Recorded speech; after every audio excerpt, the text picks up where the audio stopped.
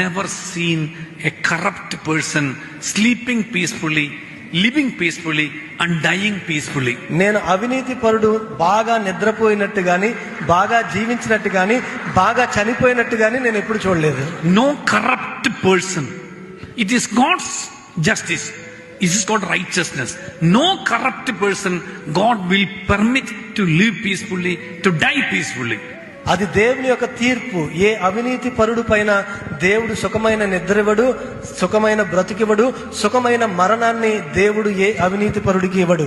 And second thing I have seen in my life, రెండవది నా జీవితంలో నేను చూసింది, the fruits of corruption I have not seen the next generation eating. చూడండి, ఈ అవినీతి వల్ల ఏదైతే కూడగట్టుకున్నారో ఆ తర్వాత తరము దాన్ని అనుభవించినట్టుగా నేను ఇప్పుడు చూడలేదు. It simply withers.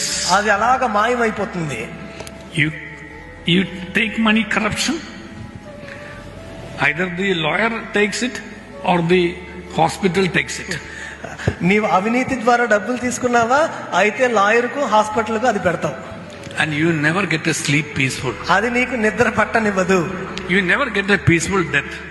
నీకు సుఖమైన మరణం కూడా ఉండదు, ప్రశాంతమైన మరణం. And you lose your soul. నీవు నీ ఆత్మను కోల్పోతావు. We are Christians because we are the righteous owners of an